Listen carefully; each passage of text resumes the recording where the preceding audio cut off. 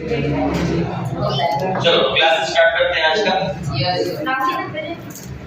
तो last class में हमने देखा था केमिकल बॉन्डिंग का कि एक टॉपिक जिसको कि सॉल्युबिलिटी पे हम लोग एंड किए थे। आज का जो डिस्कशन होगा तो हम लोग lattice enthalpy and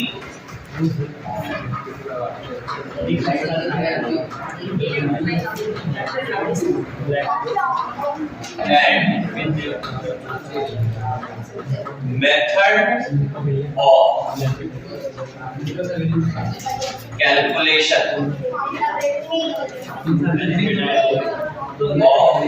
of lattice enthalpy। ये हमारे आज का टॉपिक क्या है? Lattice enthalpy and method of calculation of lattice enthalpy. बात नहीं तो लैटिस एंथैल्पी के बारे में हम लोग कुछ डिस्कशन किए, जैसे अगर हम लोग सोडियम क्लोराइड का फॉर्मेशन देख रहे थे, इसका फॉर्मेशन तो लास्ट क्लास में हमने आपको बताया था कि जो सोडियम होता है Na+ गैसियस फॉर्म में, ये एक Cl- गैसियस फॉर्म के साथ कंबाइन क्यों करता है? क्योंकि ये गैसियस स्टेट में कोई भी सब्सटेंस जो होता है वो आपका स्टेबल नहीं होता है। अपने आप को ये गैसियस फॉर्म में से कन्वर्ट करके किसमें कन्वर्ट कर लेता है? NaCl solid. और इसी प्रोसेस में जो एनर्जी इन्वॉल्व होता है उस एनर्जी को ही हम लोग क्या नाम देते हैं? Lattice enthalpy.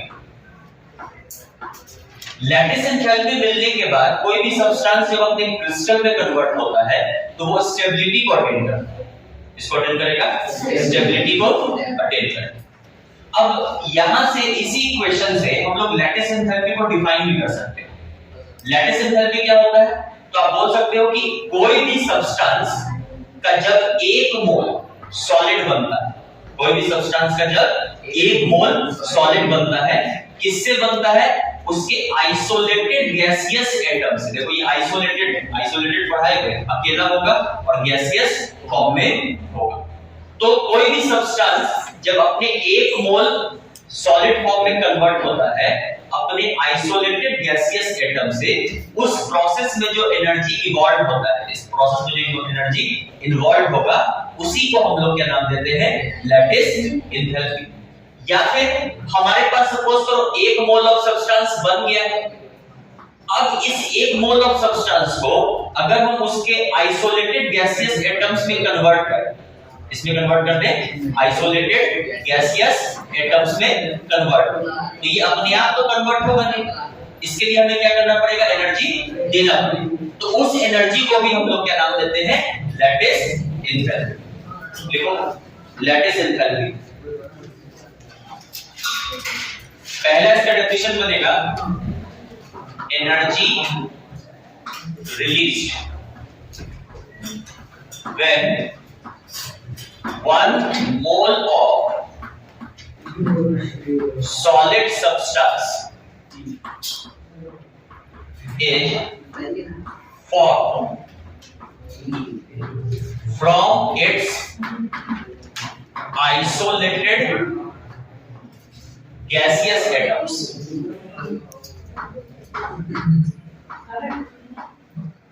From its isolated gaseous atoms।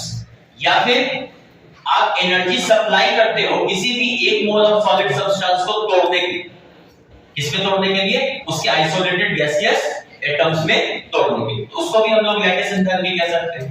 मतलब energy given to a solid substance, energy given to a solid substance to convert it into isolated gaseous atoms। Isolated gaseous atoms में हम लोग उसको कन्वर्ट करने के लिए जो एनर्जी प्रोवाइड कर रहे हैं उसको भी हम लोग क्या बोलते हैं? लैटिस एंथैल्पी बोलते हैं। अब बात ये आती है कि क्या हमारे पास कोई ऐसा तरीका है जिससे हम लोग लैटिस एंथैल्पी को कैलकुलेट कर सकते हैं? तो हमारे पास डायरेक्ट कोई भी ऐसा तरीका नहीं है जिससे कि हम लोग लैटिस एंथैल्पी को कैलकुलेट कर पाए। Indirect method. सो पूछेगा कोई कि what is the name of indirect method to calculate lattice enthalpy? आपका आंसर होना चाहिए Born Haber cycle. Born Haber cycle. Born Haber cycle एक ऐसा मेथड है जिससे कि हम लोग लैटिस एंथैल्पी को इनडायरेक्ट रूप से कैलकुलेट कर सकते हैं। नोट करके लिखो, दोनों डेफिनेशन लिख लियो, नोट करके लिखो। There is no direct method, there is no direct method to calculate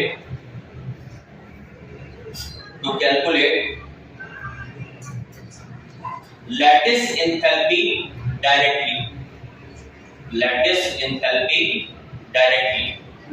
but by the help of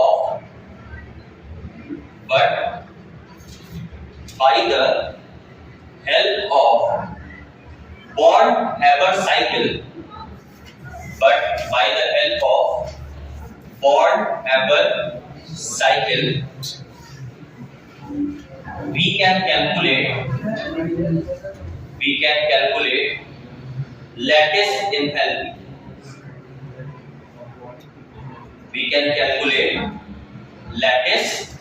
enthalpy. अब देखो, इस लैटिस एंथैल्पी के कैलकुलेशन में कुछ टर्म्स आपको सीखना है जो कि हम लोग एस लॉ के लिमिट्स में ऑलरेडी सीख चुके हैं, बट फिर भी देखो एक टर्म आता है हमारे पास हीट ऑफ फॉर्मेशन, जिसको बहुत किताब एंथैल्पी ऑफ फॉर्मेशन के भी नाम से जाता है। कोई पूछेगा आप इसको कैसे रिप्रेजेंट करते हो? डेल्टा एच ऑफ फॉर्मेशन, ठीक है। अब डेल्टा एच ऑफ फॉर्मेशन क्या है? तो बोलता है कि कोई भी सब्सटेंस का अगर आप एक मोल बनाते हो, उसमें जो एलिमेंट्स इन्वॉल्व है वो अपने प्योर फॉर्म में होना चाहिए। जैसे इसका कहने का मतलब है अगर हम NaCl को बनाएं, इसको बनाएं, तो सोडियम जो होता है वो किस स्टेट में होता है? सॉलिड स्टेट में। कहता है कि Na solid plus Cl minus, अब Cl क्या है? ये Cl क्लोरीन के फॉर्म में होता है, Cl2 गैस के फॉर्म में। किस फॉर्म में होगा ये? गैस के फॉर्म में। Na प्लस Cl गैस, ये आपको बना के देता है क्या? NaCl। और इसी देखो सोडियम हमारे एटमॉस्फेयर में इसी फॉर्म में सॉलिड फॉर्म में रहता है, क्लोरीन भी किस फॉर्म में रहता है? गैसियस फॉर्म में रहता है। तो ये दोनों आपस में अपने एलिमेंटल प्योर फॉर्म में जिस फॉर्म में एग्जिस्ट कर रहा है उसी फॉर्म में कंबाइन करके जब ये NaCl का एक मोल बनाए, मोल कहने का मतलब है यहाँ पे जो नंबर दिख रहा है, एक मोल जो बनाएगा उस प्रोसेस में जो एनर्जी रिलीज होगा, इस प्रोसेस में जो एनर्जी रिलीज होगा उसी एनर्जी को हम लोग क्या कहेंगे? Enthalpy of formation. Enthalpy of formation को डिफाइन करने के लिए दो बातें ध्यान में रखनी है। पहला, एक मोल ऑफ प्रोडक्ट बनना चाहिए। सब्सटेंस में कितना बनना चाहिए? एक मोल। और कैसे बनना चाहिए? तो वो अपने एलिमेंटल फॉर्म या फिर प्योर फॉर्म में जिस फॉर्म में एग्जिस्ट करता है। इस रिएक्शन को बैलेंस करने के लिए आप यहाँ पे क्या करोगे? आप करो, कोई दिक्कत? नोट करो और इसको डिफाइन भी करो। एंथैल्पी ऑफ फॉर्मेशन या फिर हीट ऑफ फॉर्मेशन। लिखो,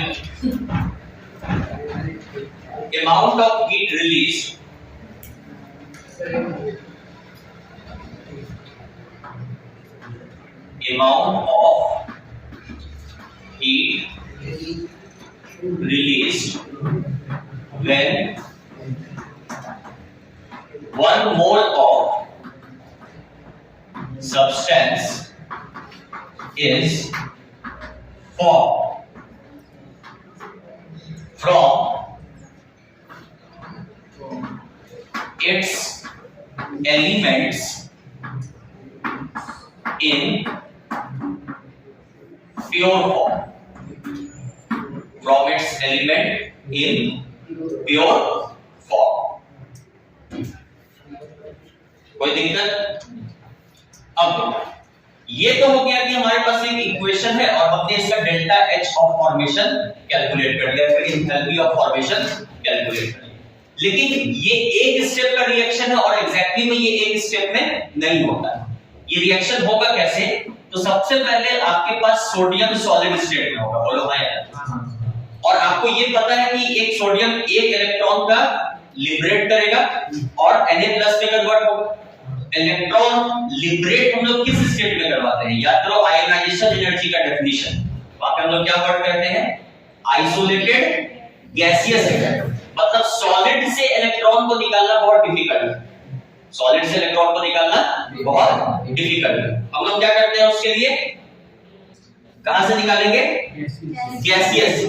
तो सॉलिड से अगर आपको किसी भी सब्सटेंस को गैस में कन्वर्ट करना होगा, आपको एक एनर्जी देना पड़ता है जिसको कहते हैं sublimation energy. Sublimation energy.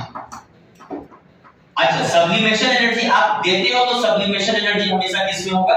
Positive में होगा। कोई दिक्कत? अब जब आपने सोडियम सॉलिड को सब्लिमेशन एनर्जी दिया, ये सोडियम आपका कन्वर्ट हो जाएगा किसमें? Gaseous atom. अब ये गैसियस एटम में कन्वर्ट हो गया। अब आप इसको आयोनाइजेशन एनर्जी दोगे। आयोनाइजेशन एनर्जी आप क्या करोगे? दोगे। तो आयोनाइजेशन एनर्जी भी किसमें होगा? पॉजिटिव। ये आपका कन्वर्ट हो जाएगा किसमें? Na+ gaseous. बोलो कोई दिक्कत? इतना मार मारेंगे ना सब हंसी निकल जाएगा, समझा? बेहुदा कहीं का।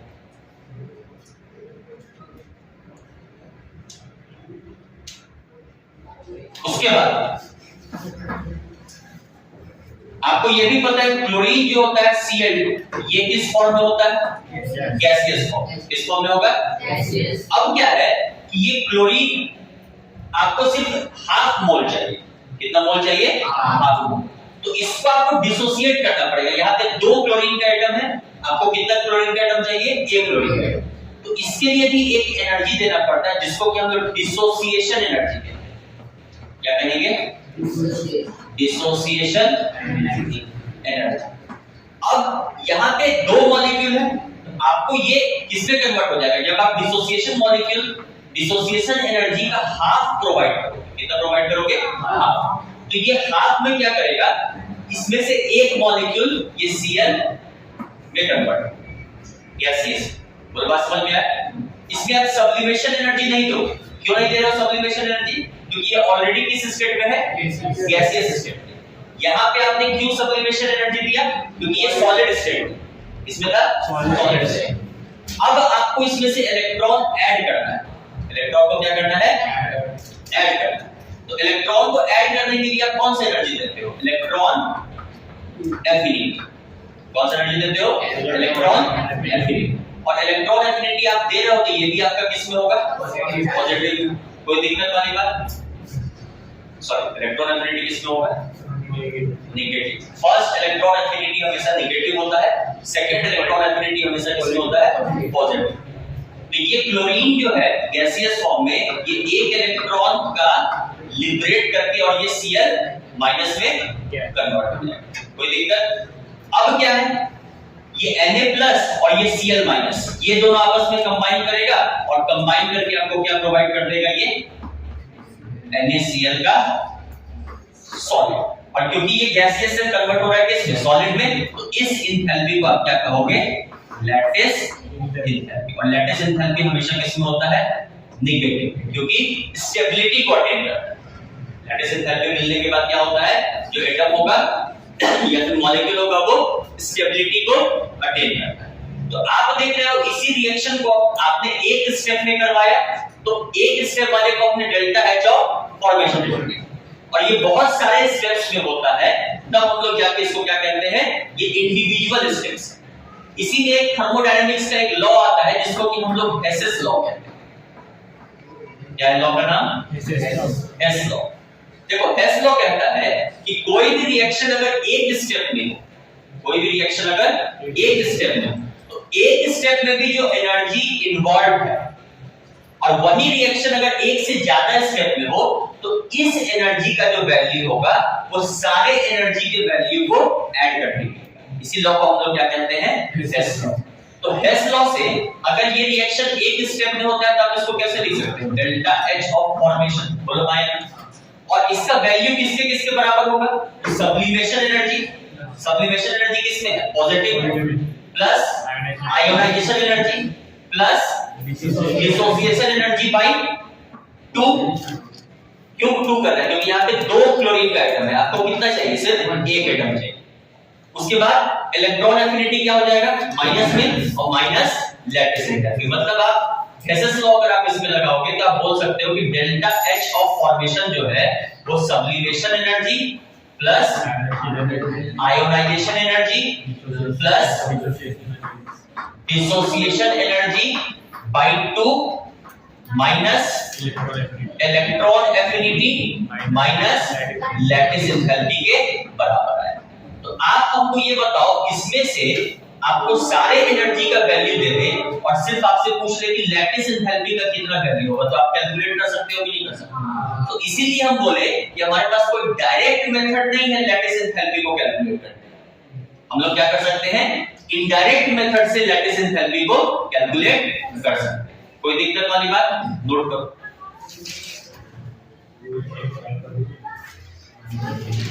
फटाफट इसको नोट करो।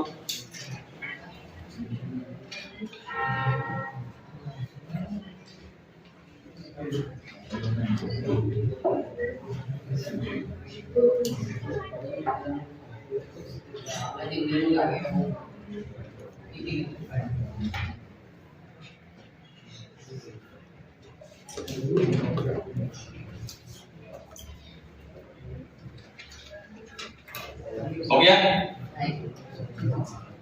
सर?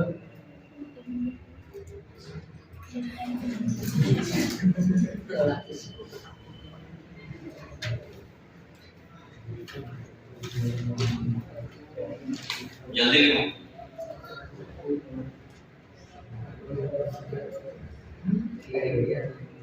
एक और एग्जांपल देखो। लिखो जल्दी लिखो।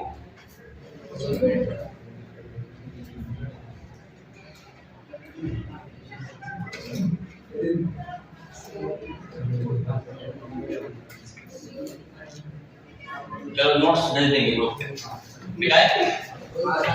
बाकी का साथ में लिखा करो।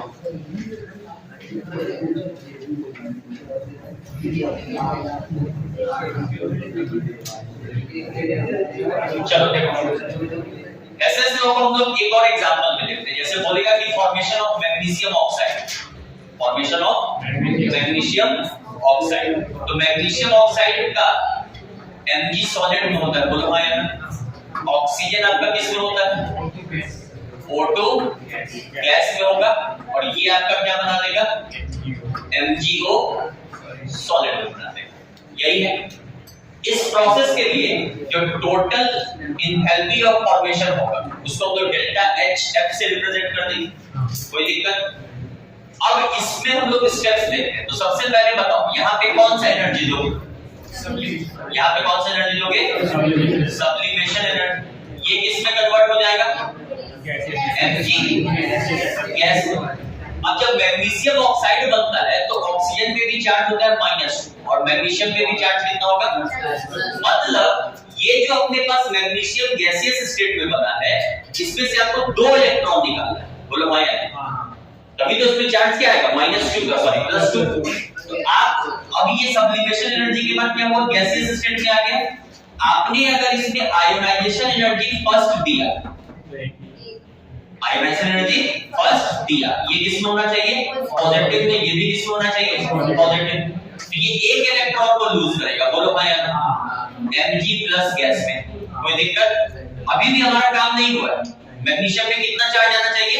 +2। आप इसमें क्या करोगे? सेकंड आयोनाइजेशन एनर्जी दोगे। पढ़ा है ना? First ionization energy, second ionization energy. Second ionization energy भी किसमें होना चाहिए? आपका पॉजिटिव। अब ये किसमें कन्वर्ट हो जाएगा?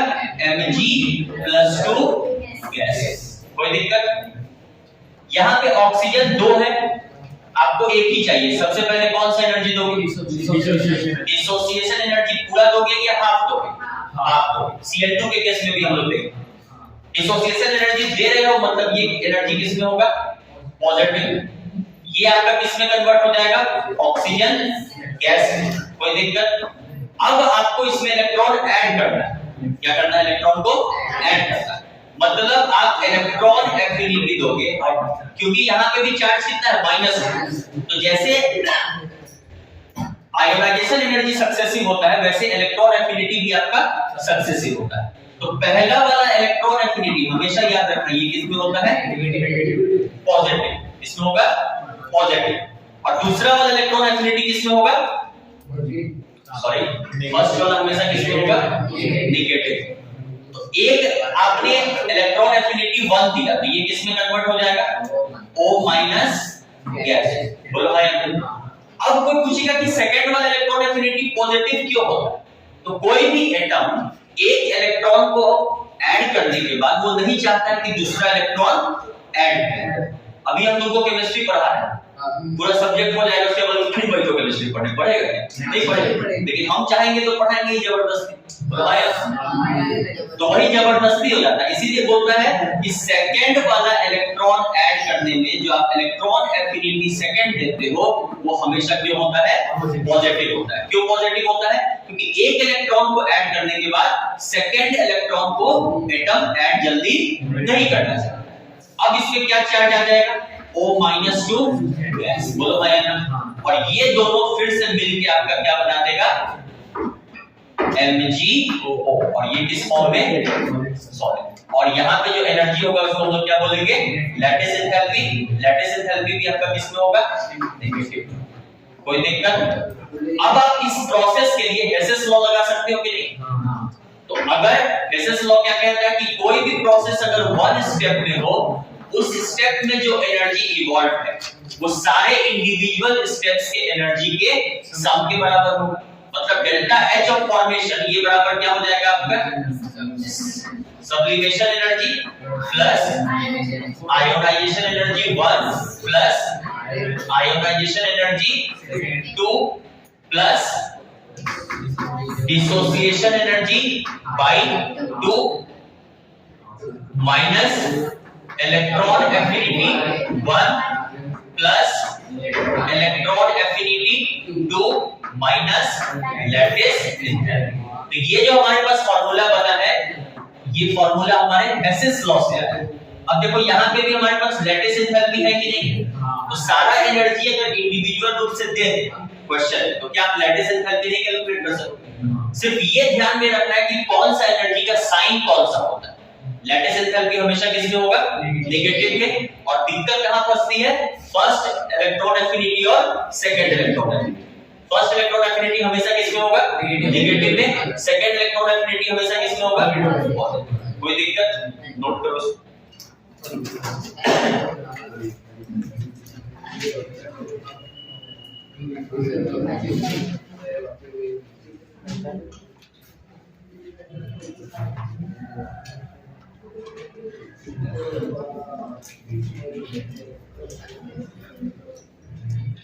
चलो इसका भी वेट देख लो, ठीक है?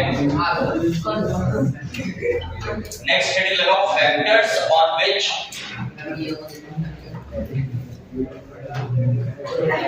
Lattice enthalpy depends. Factors on which lattice enthalpy depends.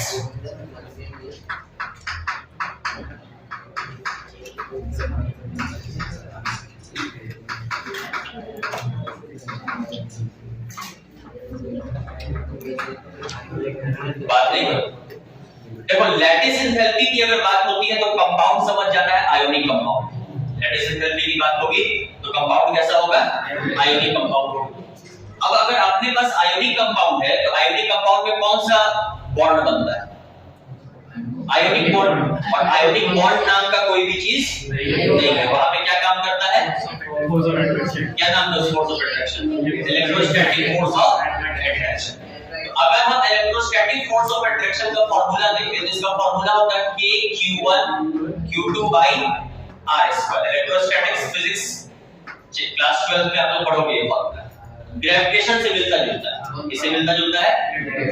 इस फॉर्मूला के लिए यह कंसीडर किया गया है कि हमारे पास एक चार्ज है Q1, दूसरा चार्ज है Q2 और ये दोनों चार्ज कितने डिस्टेंस से सेपरेटेड है? r डिस्टेंस से। ये हमारा कंसीडरेशन। तो बोलता है कि सोच के देखो कि जितना ज्यादा फोर्स ऑफ अट्रैक्शन होगा, इलेक्ट्रोस्टैटिक फोर्स ऑफ अट्रैक्शन उतना ही ज्यादा होगा, और जितना ज्यादा इलेक्ट्रोस्टैटिक फोर्स ऑफ अट्रैक्शन होगा उस लैटिस को क्रिस्टल बनने में उतना ही एनर्जी जरूरत पड़ेगा। तो आप पहला पॉइंट बोल सकते हो कि अगर फोर्स का वैल्यू बहुत ज्यादा है तो लैटिस एंथैल्पी का वैल्यू क्या होगा? बहुत ज्यादा होगा। अगर इलेक्ट्रोस्टैटिक फोर्स का वैल्यू बहुत ज्यादा है तो लैटिस एंथैल्पी का वैल्यू बहुत ज्यादा होगा। ये तो बात हो गई, लेकिन फोर्स आपका किस किस पे डिपेंड करता है? तो पहला है कि फोर्स जो है वो मैग्नीट्यूड ऑफ चार्ज पे डायरेक्टली प्रोपोर्शनल है। फोर्स किस पे प्रोपोर्शनल है? Magnitude of charge. तो बोल सकते हो आप कि अगर मैग्नीट्यूड ऑफ Q1 या फिर मैग्नीट्यूड ऑफ Q2 इसका वैल्यू जितना ज्यादा होगा, लैटिस एंथैल्पी का भी वैल्यू क्या होगा? उतना ज्यादा। मतलब चार्ज +1 प्लस मैग्नीट्यूड है, मतलब उसमें माइनस साइन से आपको लेना देना नहीं है। सेकंड पॉइंट कहता है कि ये जो फोर्स है ये इनवर्सली प्रोपोर्शनल है किसके? दोनों के डिस्टेंस के बराबर। तो बोलता है कि डिस्टेंस जितना ज्यादा होगा, डिस्टेंस जितना ज्यादा होगा लैटिस एंथैल्पी उतना कम। मतलब लैटिस एंथैल्पी आपका इनवर्सली प्रोपोर्शनल है किसके? डिस्टेंस। और यहाँ पे डिस्टेंस क्या है? तो दो, कोई भी अपने पास अगर दो चार्ज है तो साइज ऑफ कैटायन और साइज ऑफ एनायन, ये भी डिस्टेंस हुआ ना जी? बोल नहीं रहा? तो साइज जितना ज्यादा होगा कैटायन और एनायन का, लैटिस एंथैल्पी उतना कम होगा। और दूसरा फैक्टर क्या है? चार्ज के मैग्नीट्यूड के, मतलब जितना ज्यादा मैग्नीट्यूड ऑफ चार्ज होगा लैटिस एंथैल्पी उतना ही ज्यादा। देखो factors on which lattice enthalpy depends। पहला लिखो, lattice enthalpy is directly proportional to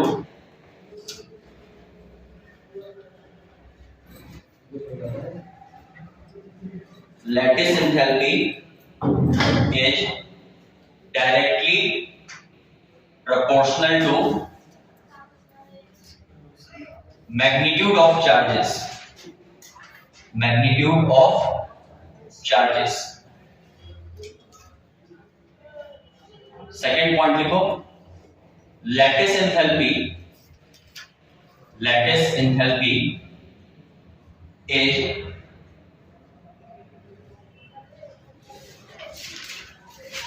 inversely proportional to size of cation and anion। Size of cation and anion। अब कैसे? क्वेश्चन है, बोलता है which one of the below will have more lattice enthalpy। ठीक है, option में हमारे पास दिया हुआ है पहला ऑप्शन सोडियम क्लोराइड, दूसरा ऑप्शन है मैग्नीशियम क्लोराइड और तीसरा ऑप्शन है एल्यूमिनियम क्लोराइड। अब देखो लैटिस एंथैल्पी का सवाल है, बोलो भाई ना। तो लैटिस एंथैल्पी आपका दो ही फैक्टर पर डिपेंड करता है, पहला मैग्नीट्यूड ऑफ चार्ज और दूसरा साइज। क्या ये तीनों नेगेटिव चार्ज वाला पार्ट सेम है? बोल नहीं रहा। उसके तो साइज पे डिपेंड करेगा नहीं। बाकी ये सोडियम, मैग्नीशियम और एल्यूमिनियम क्या ये पीरियड नंबर 3 में आता है? बोल नहीं रहा। और पीरियड के अलावा हम कल भी बताए थे कि साइज बहुत ज्यादा इंपैक्ट नहीं करता है, तो साइज यहाँ पे फैक्टर नहीं है। साइज यहाँ पे फैक्टर, डिसाइडिंग फैक्टर नहीं होगा, क्योंकि अलोंग द पीरियड आपका जो साइज है वो बहुत ज्यादा मैटर नहीं करता। बाकी आ गया इस पे चार्ज। तो सोडियम पे यहाँ पे चार्ज क्या होगा? Na+। बोलो ना। मैग्नीशियम पे चार्ज क्या होगा? Mg+। और एल्यूमिनियम पे चार्ज क्या होगा? Al+। साइज नहीं मैटर करने के कारण चार्ज वाला पैरामीटर यहाँ पे डिसाइडिंग फैक्टर होगा। और चार्ज पे लैटिस एंथैल्पी कैसे डिपेंड करता है? डायरेक्टली, मतलब जिसका चार्ज सबसे ज्यादा उसका लैटिस एंथैल्पी सबसे ज्यादा। कोई दिक्कत?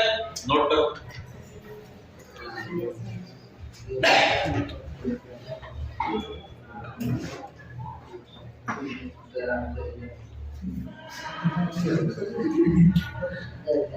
एक और सवाल देखो, जैसे कहता है Na2O, फिर कहता है MgO और फिर कहता है Al2O3।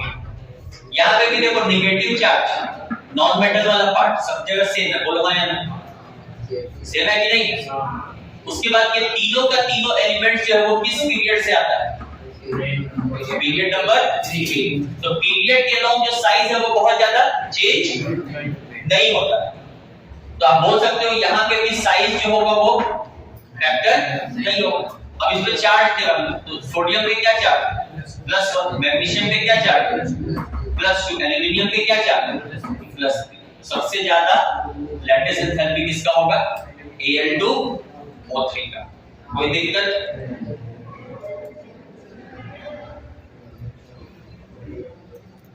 एक और सवाल देखो, बोलता है लिथियम ऑक्साइड Li2O और Li3N, इसमें लैटिस एंथैल्पी सबसे ज्यादा किसका हो?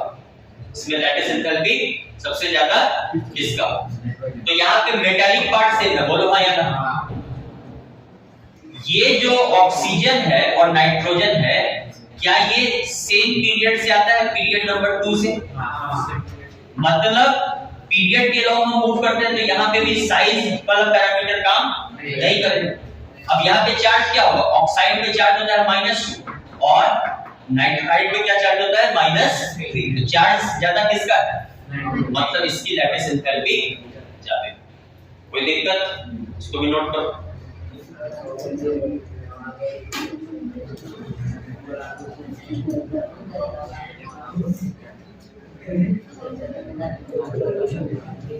नेक्स्ट क्वेश्चन बोलता है NaCl और KCl, NaCl और KCl, इसमें से लैटिस एंथैल्पी ज्यादा किसका होगा? क्या नॉन मेटल वाला पार्ट सेम है? बोलिएगा। यहाँ पे सोडियम और पोटेशियम क्या सेम ग्रुप में आता है? बोलिएगा। दोनों पे चार्ज क्या होगा? सोडियम पे भी +1, पोटेशियम पे भी +1। मतलब यहाँ पे चार्ज वाला फैक्टर काम करेगा क्या? कौन सा फैक्टर काम करेगा? साइज में। और down the group same group का एलिमेंट है, बोलिएगा। तो सेम ग्रुप का एलिमेंट है तो डाउन द ग्रुप साइज क्या होता है? साइज आपका इंक्रीज करता है। और साइज के कैसा प्रोपोर्शनल है लैटिस एंथैल्पी? इनवर्सली। देखो क्या बताया? इनवर्सली, मतलब साइज जिसका ज्यादा उसका आयोनाइजेशन, उसका लैटिस एंथैल्पी कम। मतलब इसका साइज ज्यादा है, आया ना? तो मतलब इसका लैटिस एंथैल्पी ज्यादा।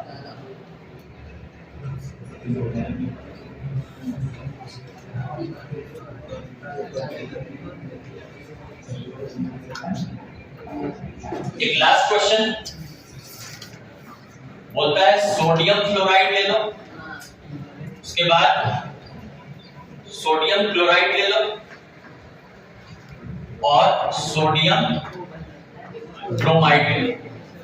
बोलेगा इसमें से सबसे ज्यादा लैटिस एंथैल्पी किसका है? तो क्या निगेटिव पॉजिटिव वाला मेटालिक पार्ट तीनों का सेम है? बोलो हाँ या ना? मेटालिक पार्ट सेम है, मतलब क्लोरीन, क्लोरीन और ब्रोमीन सेम ग्रुप का एलिमेंट है। तो डाउन द ग्रुप साइज क्या होता है? साइज इंक्रीज करेगा। और जिसका साइज ज्यादा उसका लैटिस एंथैल्पी कम। मतलब सबसे ज्यादा किसका होगा? क्लोराइड का, फिर क्लोराइड। कोई दिक्कत? यहाँ पे आप बोल सकते हो यहाँ पे चार्ज वाला फैक्टर काम नहीं कर रहा है, साइज वाला फैक्टर यहाँ पे काम नहीं कर रहा है। तो ये एक छोटा सा आपका टॉपिक था आज का, that is called as lattice enthalpy, है ना?